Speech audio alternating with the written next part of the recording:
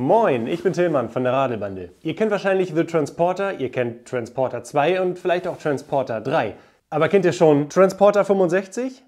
Nein? Das ist etwas familienfreundlicher, würde ich sagen. Und in diesem Video gucken wir uns das einmal ganz genau an.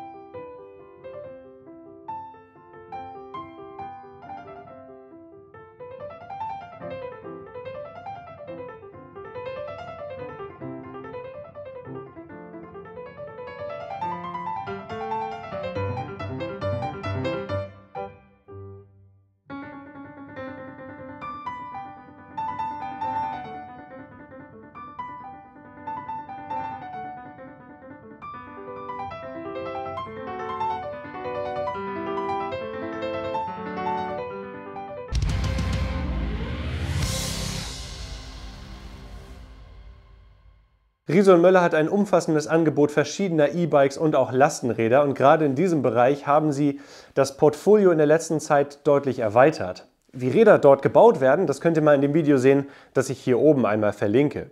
Das Transporter ist einer der jüngeren Zuwächse in der Familie und bildet so den Einstieg in die Welt der Long Johns von Riese und Möller.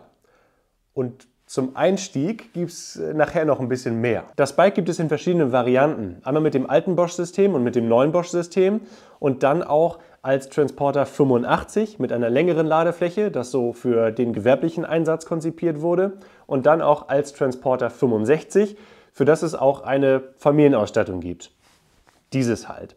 Und dann gibt es beide Modelle auch als Business-Modelle. Die sind dann speziell für Gewerbekunden gedacht und haben noch einige spannende Optionen. Der Rahmen des Transporter ist ein alter Bekannter, denn er ist eng mit dem Rahmen des Packster der ersten Generation verwandt, wurde aber in entscheidenden Punkten verbessert. Was geblieben ist, ist das klassische Layout aus einem kleinen Vorderrad vorne, der Ladefläche hier vorne, hier dem Cockpit und einem größeren Hinterrad. Und was schön ist, dass Riese und Möller hier komplett auf Glanzlack setzt, sowohl bei der schwarzen als auch bei der weißen Version. Das ist immer so ein bisschen leichter sauber zu halten. Ein prägnantes Designmerkmal ist diese Linie, die sich hier vom Ausfallende komplett gerade unter der Box entlang bis nach vorne entlang zieht und dann steil ansteigt. Das erinnert an so manche Tour de France-Etappe. Diese Linie ist aber nicht nur optisch prägnant, sondern auch technisch interessant, denn Riese und Möller setzt hier das Prinzip der Elevated Chainstay um, beziehungsweise Elevated Belt Stay in diesem Falle. Der Riemen verläuft nämlich nicht durch das hintere Rahmendreieck, sondern darunter. Das heißt, hier ist keine Öffnung notwendig, um einen Riemen zu verbauen. Das Hinterrad lässt sich sehr einfach entnehmen und damit sich das Ganze trotzdem spannen lässt, ist das Ausfallende hier auf einem Schlitten montiert. Also sowohl in der Produktion als auch in der Werkstatt ist dieses Prinzip deutlich einfacher zu handeln. Der Akku sitzt hier an dieser Stelle schön tief im Rahmen und lässt sich auch einfach entnehmen und in der Wohnung laden. Aber man muss das nicht in der Wohnung laden, sondern es gibt auch hier einen Ladeport. Und der ist, finde ich, an einer interessanten Stelle. Und warum der genau da ist, das sehen wir nachher noch. Das Transporter 265, das ich hier jetzt habe, hat das smarte System von Bosch und bietet somit alle Möglichkeiten der Konnektivität, die die Flow-App einem bieten. Und es gibt die Option zwischen dem Intuvia 100 zu wählen und dem Purion 200. Das ist ein kleines neues Display, das in einem sehr kompakten Formfaktor alle möglichen Informationen anzeigen kann. Und ich finde diese Lösung, das alles hier in diesem kleinen Display zu haben, sehr elegant. Kommen wir aber mal auf den Transporter-Aspekt des Transporter zu sprechen. Hier hinten befindet sich ein optionaler Gepäckträger, der sich mit 20 Kilogramm beladen lässt, der hier eine MIG-HD-Schnittstelle bietet, um einfach alle möglichen Körbe oder Packtaschen oder Hundekörbe etc. hier drauf zu schnallen und kommt auch hier mit so einem verstellbaren Gurt, wenn man auf diesen neumodischen Kladderadatsch verzichten kann. Außerdem passen natürlich auch Packtaschen etc. hier ganz einfach dran. Aber so richtig relevant ist natürlich erst der Bereich hier vorne. Der macht das Ganze erst zu einem Long John. Standardmäßig ist das Transporter mit einer flachen Ladefläche ausgestattet und 2 Ladebordwänden vorne und hinten. Das eignet sich dann dafür, um größere Gegenstände einfach drauf zu verzurren oder auch eigene Aufbauten zu realisieren. Optional kann man aber auch diese Box hier kaufen, die sich verschieden nutzen lässt. Diese Platten hier, das ist kein Holz, sondern recycelbares Polypropylen. Das ist ein sehr widerstandsfähiges Material, das ist sehr stabil und verwittert auch nicht. Und diese Box ist richtig geräumig. Hier finden Einkäufe Platz, Wasserkisten, 2 Kinder oder Pakete, die man auf gar keinen Fall öffnen sollte. Und diese Box hat auch einiges zu bieten. Erstmal ist hier eine Tür. Die lässt sich dafür verwenden, dass die Kinder, der Hund oder auch die Einkäufe selber einsteigen können. Ja, beziehungsweise, Scherz beiseite, man muss halt solche Sachen dann nicht irgendwie über diese Ladekante hieven, sondern macht einfach die Tür auf und schiebt es einfach auf die Ladefläche. Das finde ich ziemlich cool. Außerdem lässt sich die Tür auch nur von außen öffnen und nicht von innen. Damit kommt selbst der intelligenteste Pfiffi nicht aus dieser Box raus. Offenbar schon. Also hauptsächlich will er da auch gar nicht raus, weil Riese und Müller für diese Box ein eigenes Hundekit anbietet, mit Möglichkeit, den Hund anzuleihen und auch einer richtig schön großen, gemütlichen Matte. Und Kindersitze gibt es natürlich auch. Die haben eine außergewöhnlich hohe Rückenlehne und sind auch außergewöhnlich breit. Außerdem gefällt mir, dass die Gurte von hier oben kommen und nicht irgendwie so weit unten angesetzt sind. Man kann sie allerdings auch hier an dieser Stelle montieren, falls ihr hiermit sehr kleine Kinder mitnehmen wollt. Zum Öffnen und Schließen der 5-Punkt-Gurte braucht man dann 2 Hände oder man ist geschickt genug, um es mit einer Hand zu machen, aber die meisten Kinder sind dann nicht geschickt genug, um diese Gurte selbstständig zu öffnen. Und dann zum Festschnallen einfach wieder hier reinstecken und dann sitzen die Kinder auch fest. Riese und Müller hat beim Transporter auch ein Detail geändert, das ich damals beim Paxter 60 noch kritisiert habe, nämlich dass die Kinder hier sehr flach sitzen und die Beine ausstrecken müssen. Hier gibt es nämlich jetzt einen Fußraum und dieser Bereich hier, der eignet sich nicht nur als Fußraum, sondern auch als Handschuhfach zum Beispiel, um Kleinteile zu verstauen oder aber bei den Business-Modellen, um hier das Batteriefach einzubauen für 1 oder 2 Akkus. Und das ist ziemlich cool. Und das ist auch der Grund, warum hier auf der Rückseite der Box dieser Ladeanschluss ist. Gibt es allerdings nur für die Business-Modelle. Aber die Kinder müssen hier nicht sitzen und dann die ganze Zeit diese Klappe hochhalten, sondern sie lässt sich auf zweierlei Art und Weise arretieren. Oder 3 sogar. Entweder man schließt sie wieder oder man kann sie hier vorne an der vorderen Spritzwand arretieren und dann haben die Kinder hier richtig schön viel Platz. Aber wenn noch Gepäck mitgenommen werden soll, dann ist das auch wieder recht schnell voll hier vorne. Deswegen lässt sich die Klappe auch noch an dieser Position arretieren. Und dann haben die Kinder hier ihren Fußraum, können die Füße hier reinstellen und hier vorne ist noch schön viel Platz für Rucksäcke und alles mögliche andere. Und ihr habt das am Anfang gesehen, es gibt auch ein Verdeck. Wo kämen wir denn da hin? Die armen Kinder. Das deckt die komplette Box zuverlässig ab, ist hier so ein bisschen gepolstert, hat links und rechts jeweils ein Fenster sowie vorne eins und ist nach hinten geöffnet.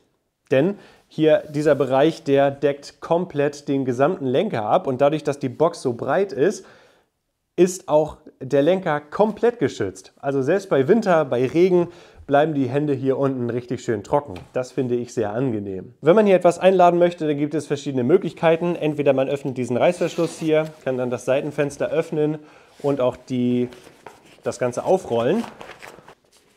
Und dieses Seitenfenster lässt sich dann auch mittels dieses Strapses hier in dieser Position arretieren. Da kommt zum Beispiel im Sommer richtig schön viel Frischluft rein. Und was dann auch auffällt, hier oben ist ein kleines Netz, so eine Art Überkopf-Compartment, wo sich Kleinigkeiten verstauen lassen, das Kuscheltier oder irgendwelche anderen weichen Spielsachen zum Beispiel. Das ist eine witzige Idee. So könnten natürlich Kinder auch schon einsteigen, aber es gibt noch eine bessere Version, nämlich indem man den Reißverschluss hier einfach wieder zumacht und dann das Verdeck hier einmal öffnet. Das funktioniert auch schnell und hält trotzdem sicher. Zack, also dieser Ring hier, der hält das Regenverdeck richtig gut und dann kann man auch einfach diese Tür öffnen und die Kinder können selbstständig einsteigen. Na los, nicht so schüchtern, will nicht. Und wenn man dann richtig große Gegenstände einladen möchte oder aber das Regenverdeck abbauen möchte, dann kann man hier auch ganz einfach diese Strapsen einmal komplett lösen und das Regenverdeck schwingt wirklich außergewöhnlich weit auf. Ja, es gibt einiges zu entdecken beim neuen Transporter. Und jetzt fahren wir eine Runde. Aber nicht, bevor wir nicht geguckt haben, wie man darauf sitzt. Laut Riso Müller ist das Transporter für Menschen zwischen 1,50 Meter und 2 Metern geeignet. Dadurch, dass sich sowohl der Sattel sehr weit runter als auch der Lenker sehr weit runter und sehr weit hoch verstellen lässt. Und beides mit Schnellspannern. Die höchste Sitzposition ist sogar für mich ein bisschen zu hoch mit 1,96 Meter. Deswegen stellen wir mal runter und ich setze mich mal drauf. Der Einstieg ist verhältnismäßig niedrig, aber nicht super niedrig. Und wenn ich hier drauf sitze, dann habe ich eine sehr aufrechte Sitzposition. Der Lenker ist so nach hinten geschwungen. Das ist sehr entspannt und sehr gemütlich und ich komme trotzdem gut auf den Boden auf. Und jetzt, wo wir das geklärt haben, fahren wir mal los. Schnell! Haben wir sie abgeschüttelt? Ja. Dann können wir jetzt den Fahreindruck machen. Hier vorne sind meine beiden Kollegen, die Säcke und auch mein schöner Retrobane-Rucksack drin. Also eine Beladung von gut und gerne 40 Kilogramm. Los geht's! Und wir sind jetzt im Turbo-Modus, also in der stärksten Einstellung, in der kleinsten Übersetzung und machen mal den Beschleunigungstest.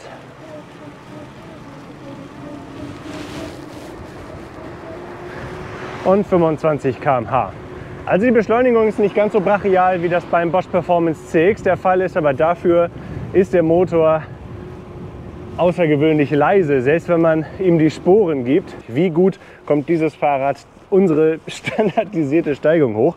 Das Größte, was wir halt in Lübeck zu bieten haben. Wir sind wiederum im Turbo-Modus. Wir setzen eine recht geringe Leistung an, so eine normale Leistung, maximal irgendwie 200, 250 Watt. Und eine Trittfrequenz versuchen wir möglichst hoch zu gehen mit 80 Umdrehungen pro Minute. Und dann mal sehen, wie schnell das Fahrrad wird. Oder bleibt. So, das ist die hohe Trittfrequenz. Ja, 147 Watt.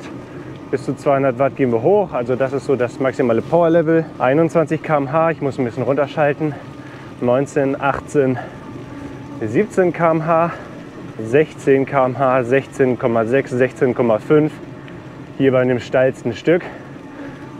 Das ist so die Geschwindigkeit, die der Bosch Performance Line imstande ist, uns hier hochzubringen.